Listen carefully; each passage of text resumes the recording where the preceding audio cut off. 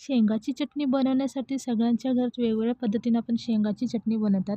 तर आज माझ्या घरात मी कशी बनवून ठेवते शेंगाची चटणी ते मी तुमच्यासोबत रेसिपी शेअर करणार आहे. तर नमस्कार, आज आपण शेंगाची चटणी बनवणार आहोत. अगदी कमी साहित्यात 2 ते 3 साहित्यात ही चटणी तयार होते. तर माझ्या बनवलेल्या चटणीला जास्त वेळ लागत नाही. अगदी 5 मिनिटात ही चटणी तयार होते आणि हे तुम्ही जास्तीत जास्त दिवस तुम्ही स्टोअरसुद्धा करून ठेवू शकता. चला तर मग रेसिपीला सुरुवात करूयात. पण त्यासाठी लागणारं साहित्य मी तर बनवत असताना सांगणारच आहे, पण डिस्क्रिप्शन बॉक्समध्ये सुद्धा दिलेलं आहे. चला तर मग रेसिपीला सुरुवात करूयात. त्या अगोदर लागणारं साहित्य बघूयात शेंगदाणा चटणी बनवण्यासाठी. तर शेंगा चटणी बनवणार आहोत त्यासाठी मी इथे 1 वाटी शेंगदाणा घेतलेला आहे. त्यानंतर मी लाल तिखट घेतलेलं आहे. तुम्ही घरचं सुद्धा लाल तिखट वापरू शकता. नाहीतर तुम्ही बाजारात जी लाल मिरची पावडर भेटते ते सुद्धा तुम्ही वापरू शकता. आणि इथं मी 7 ते 8 लसणाच्या पाकळ्या घेतलेल्या आहे. तर मी हे लसणाचे पाकळ्या सोलून घेतलेलं नाही आहे, तर सालासकटच आपण हे वापरणार आहोत. तर तुम्ही इथं बघू शकता. त्यानंतर मीठ वापरणार आहोत. तर आता आपण रेसिपीला सुरुवात करूया. तर सगळ्यात अगोदर मी गॅसवर कढई तापत ठेवलेली आहे आणि गॅस तापल्यानंतर मग मी यामध्ये शेंगदाणे टाकून घेतलेलं आहे. आणि आपल्याला हे शेंगदाणे 2 ते 3 मिनिटासाठी आपल्याला छान असं परतून घ्यायचे. तर तुम्ही इथं बघू शकता की आपले हे छान शेंगदाणे परतत आले आहेत. थोडे शेंगदाणे भाजल्यानंतर मग त्यामध्ये मी लसणाच्या पाकळ्या टाकणार आहे. तर मी इथं लसणाच्या पाकळ्याची साली अजिबात काढलेलं नाही आहे, ते तशाच मी भाजून घेत आहे शेंगामध्ये. शेंगा आणि लसणाच्या पाकळ्या एकत्रच आपल्याला हे भाजून घ्यायचं आहे व्यवस्थित.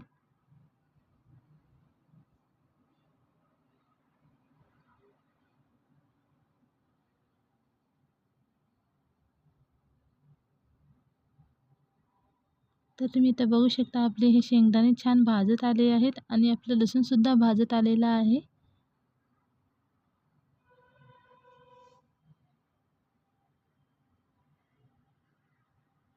आणि हे आपल्याला छान असं मंद आचेवर आपल्याला हे व्यवस्थित भाजून घ्यायचे दोन्ही लसूण आणि शेंगा.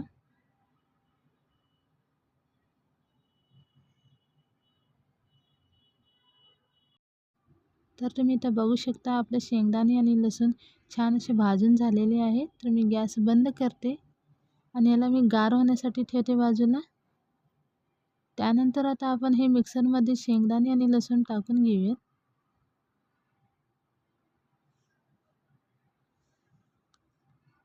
हे गार झाल्यानंतर आपण हे मिक्सरमधून काढून घेणार आहोत शेंगदाणे आणि लसूण.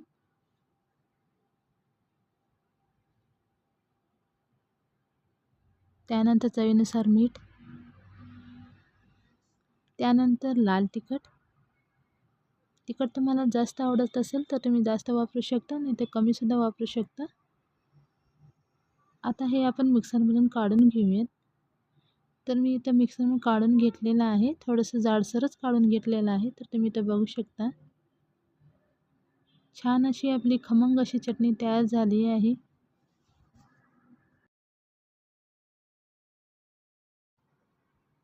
तर आपली तिखट आणि झणझणीत अशी चटणी तयार झाली आहे.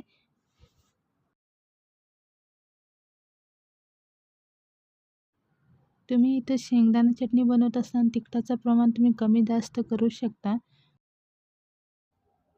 जेव्हा घरात भाजी काहीच नाही आहे तेव्हा किंवा स्वयंपाकाचा कंटाळा आला असेल तर तुम्ही चटणीसोबत तुम्ही पोळी आणि भाकरीसुद्धा खाऊ. तुम्हाला ही चटणी खाता येईल. तर ही शेंगाची चटणी मी एका प्लेटमध्ये काढून घेते.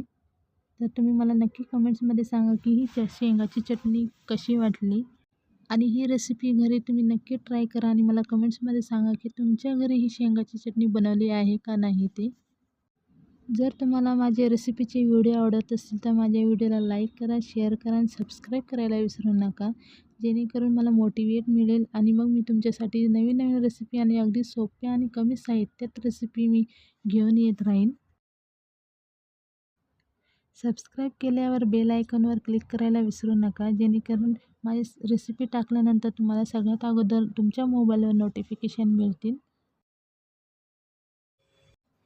जर तुम्हाला कोणत्या रेसिपी हव्या असतील तर ते मला कमेंट्समध्ये सांगा. मी नक्की ट्राय करेन ती रेसिपी बनवून दाखवण्यासाठी. तर चला तर मग पुन्हा भेटूयात एक नवीन रेसिपीसोबत. तोपर्यंत धन्यवाद.